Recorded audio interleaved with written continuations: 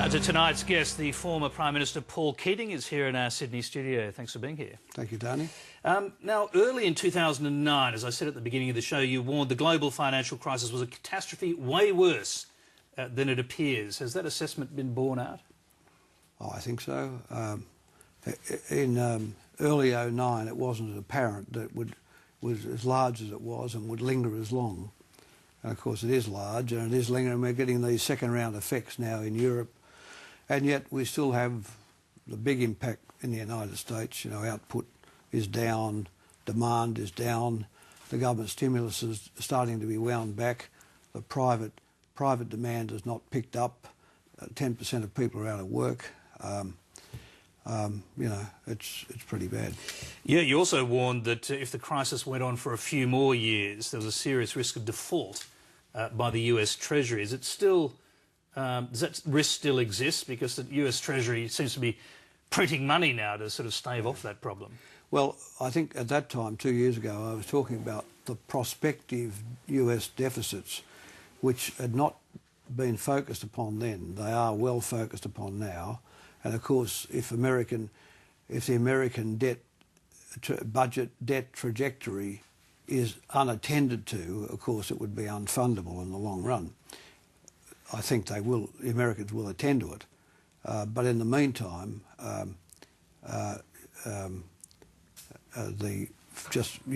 dealing with the underlying influences, you know, where they go on revenue, where they go on spending, because when you've got 10% of people out of work, unemployment benefits are up, the tax receipts are down, the deficit widens. So the big issue for the United States is growth, getting back to growth. We've already had near defaults in Ireland and Greece, only staved off by giant rescue packages from the IMF and the EU. Spain and Portugal remain in serious trouble. Fracture lines are appearing in Europe between those countries that are doing reasonably well and those countries heading towards a disaster, and the euro's in serious trouble. So I'm wondering how you see the coming year. Yeah, well, this is a big problem.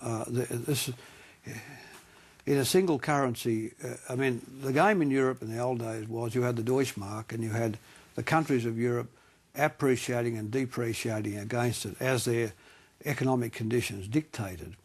In a one-size-fits-all monetary regime with a single currency, those competitive depreciations are not available to countries. So what they're now getting credit shocks. It's a bit like the Australian economy before the float of the exchange rate here. When the exchange rate was rigid and you had an external shock, the shock went through interest rates and through credits. You remember the phrase, the period of Australian history called the credit squeeze. Well, the credit squeeze came because of the incapacity of the exchange rate to adjust. This is what these smaller peripheral countries have now got in Europe, Spain, Portugal, Ireland. And so what's happened, they say, well, how do we improve our competitiveness? Well, if they lower prices, including property prices, this makes the credit crunch worse. The banks have got less value on their books, asset prices are falling, yet they have to fall to be competitive. You see what I mean? So they've got this terrible bind. Can the European Union, can the Union carry on? I've always tended to think it would, but I'm now having doubts that it might. That is, and we've had the bare transfer of bank debt to public debt, classically in Ireland. I noticed the journalist from the Financial Times say the other day, in the case of the banks in Ireland, they are not too big to fail, but they're too big to save, because essentially the presumption is bank debt is public debt. And so a whole country and a whole community are going to be impoverished essentially by the transfer of bank debt into public debt. And so the question is, what do you save first? Will you save the state? Ireland probably definitely shouldn't have taken on the bank debt. In other words, they should be letting bondholders take the haircut. There's got to be losses without bringing sovereign risk into question. So the sovereign risk of Ireland, the sovereign capacity of Ireland, is now in question because it's picked up the bank debt. So where do they go? Well, they may have to leave the Union. I mean, which of course their exchange rates will drop. There'll be an attendant increase in interest rates.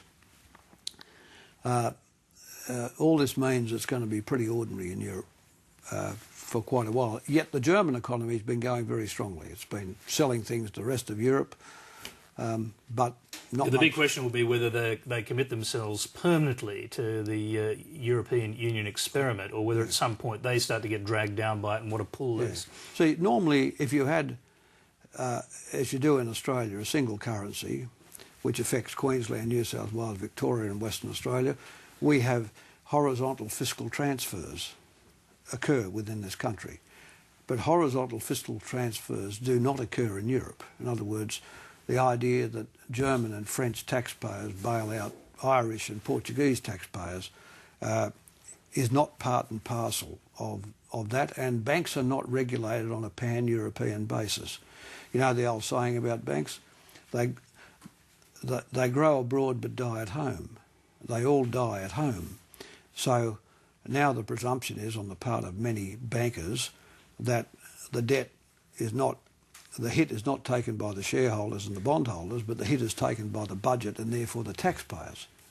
It's pretty tough. Yeah, let's move closer to home. And where do you see China fitting in to this big picture, and how reliant is the rest of the world on the Chinese economy now, particularly Australia and the United States? Well, it's reliant a lot. I mean, China's 6 trillion of GDP, 6,000 billion, it's growing at 10%, roughly.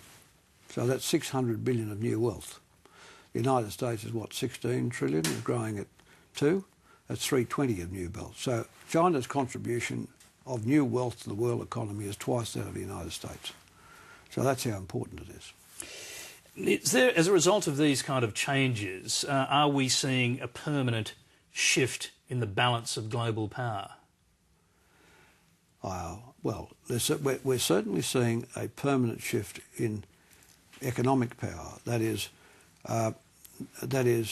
you know, someone said recently, before the Industrial Revolution, the value of most people's work across the world was the same. Therefore, the economies which had the biggest number of people, the biggest populations, would have had the biggest GDP. This is why China was the biggest economy in the world before 1800. Very quickly, in the Industrial Revolution, a small country like Britain started to outproduce a place like China. We've now got a world equalisation of productivity. So that means that the people, again, with the biggest populations will have the biggest economies. So China and India will have, in time, the largest two economies in the world. First it'll be China overtaking the United States, and then you'll have India as well. So if we look at the world economy in the next, maybe in 2050, the first biggest economy will be the United States, will be China, the second will be the United States, the third will be India, the fourth, a long way down, would probably be Japan, then 5, 6 and 7. So the answer is yes, there's going to be a huge shift in the balance of world economic power, and that, of course, normally occasions a shift in strategic power. Well, it has strategic implications as well as economic ones, and I know that you're actually concerned about this and what happens when China, or if China, starts to feel hemmed in by strategic adversaries. Yeah. Well, you might remember, Tony, I put together with Bill Clinton the APEC leaders meeting in 1992. That was 18 years ago, because I could see China coming in a sense then, and the key thing was to have a structure to receive it in. In other words, I thought it was important that we do not do to China what Russia, Britain and France did to Germany at the end of the 19th century. Essentially, they cavilled at Bismarck's creation, and that sort of view of illegitimacy played its role in bringing on the First World War and, of course, the Second World War. So we had 2 world wars over the status of Germany, and I never believed we should have a 3rd World War over the status of China. You think that's, I mean, is that a genuine possibility? And are you talking about a kind of Chinese version of living space, or Lebensraum, as the Germans call it? I think no. I don't think it's likely to happen, because China, you know, has joined the World Trade Organization. It's part of the G7. But China will need some strategic space. Just like all great rising powers are always feared, great powers demand some strategic space. So the United States made a huge mistake with Russia at the end of the Cold War. There's Gorbachev magnanimously agreeing to a united Germany and NATO. 6 years later, the United States has Hungary, Poland and the Czech Republic in NATO up to the Russian border. President Obama is now seeking to change that, to give the Russians a better stake in the game. Well, what we do for the Russians, which I certainly approve of, we have to do for the Chinese. That is, China I don't think is an expansionist power, but it is a great power. I mean, we've had this sort of unusual situation in the world for 60 years where the second economic power in the world has been a strategic client of the first economic power. This has never happened in history. This is Japan and the United States. Well, the second economic power in the world today, China, will definitely not be a strategic client of the first economic power, the United States. So we're going to have a change in the world. We're going to go back to the world the way it used to be. The world is fundamentally anarchic. It was anarchic, is anarchic.